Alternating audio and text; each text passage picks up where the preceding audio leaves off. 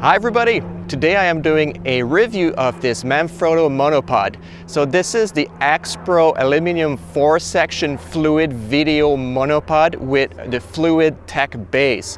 So this is a great unit. I've been using this a little bit lately. I would like to give you my feedback, show you what are the components and how it works.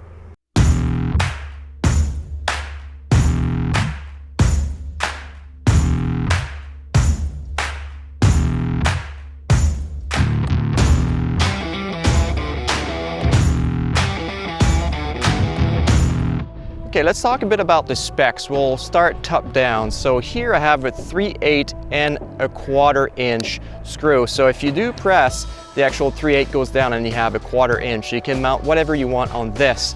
The actual upper part here is 60 millimeters. That's the plate, the upper disc.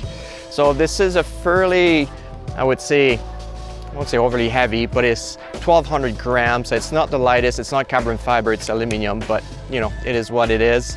Now, this comes in 4-section and it will go from 68 centimeters that you see right there to 192 centimeters. So, for you guys from the United States, I'll write down what the actual inches and feet are instead. So, here we go. I'm 5'10" and this thing is taller than me and it is very sturdy as well. So this is fantastic. So, very easy. As you see, you get this little like locking mechanism here, fairly easy. Okay, so it is a D-shaped pattern, so I can put my finger here and move this and rotate this very easily. So this is great. So it's not totally round. You have some point of reference if you want to pan and do whatever you want to do. And it works great with the FluidTech Base here. So you can get the legs that way. It's fairly simple to get the legs up and down, and then the FluidTech basically give you the option to unlock and tilt this to a 19 degrees tilt in motion if you want. And then if you're done, you just simply put it back there and then it's fairly easy. So now we're locked, and then you can still pan and rotate. This is fantastic. Now you can take this off if you want to. I'll show you how. You just have to unscrew this right here, hold on the base part, and then you just got unscrew and this come apart. So it's not too hard to take it apart, and then you can use that as simple monopod if you want to carry that around. And then to put it back together, you just reinsert, fairly simple. And then once you're done, put it back together, just put this back in place, and here we are back in business. So this is the spec for this specific monopod. If you want to go on the Manfrotto website, you get a little bit more details and so forth, but I don't want to be too cumbersome with these. So now let's put it to the test. Let's see what we can do with this.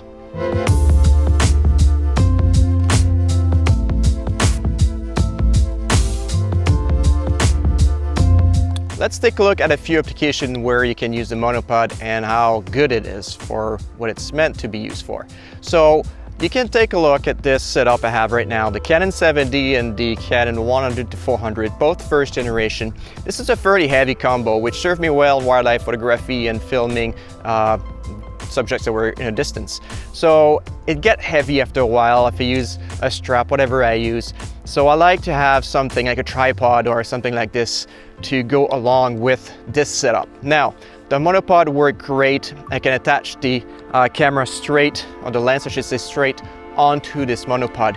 It's very sturdy. I have no concern whatsoever about this setup breaking or anything like that. So this is solid.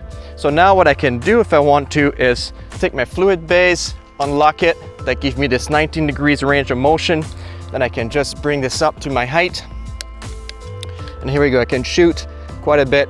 It's fairly mobile. As I can see, I'll go around. So this is the range of motion. So this is actually fairly good. So I can go up, I can go down, I can really pan, and I can follow subject pretty good. It's very smooth. The panning is very nice on this. There's no clinking. It's super smooth. So that's one of the applications. It's very easy to take the camera on and off as well. I'll show you. You just basically go like this and then take it off, and it works just fine. So something that I was worried at first is how sturdy is this setup. Basically, sometimes I do product photography and videography, and when I do commercial use like that, I sometimes need to reach a certain height. I need to have my camera extending on to a monopod. So I'll show you right now. I'm going to use the thickest part of this, and I can go, and there's no give whatsoever. It's probably hard for you to see, but I'll try and go like this. So I can really go far and I have no problem whatsoever. This is super sturdy. Again, this is aluminum. This is a little bit heavy, so this setup weighs quite a bit. But if I wanted to, I can really go high and get some good angles with this. So no worries, it won't break, and it is fantastic and sturdy. Okay, so another thing you can do is put a Manfrotto ball head onto this monopod. So right here I have my three-way head, my XPro three-way head, and it fit perfectly onto this monopod. So if you wonder why I would use a ball head, a three-way head, or anything like that, well, if my 19 degrees is not enough to do a nice pan, I can really pan that much more and get that much more reach. And you get those nice resistance knobs on those heads, so you can maybe use that as well to your advantage to make a very smooth pan, and then you can do so much more with a good ball head onto this monopod. Another use, I do real estate photography as well as product photography. I need sometimes to use a light on a stick, or a speed light. I use the Godox setup, and I can just mount this on the monopod and use that as a light on the stick, and I can reach wherever I want because it's such a great height. It's almost like 2 meter high that I can really get a good reach out of this. So those are mainly what I use this monopod for, maybe basic use, but this is super solid.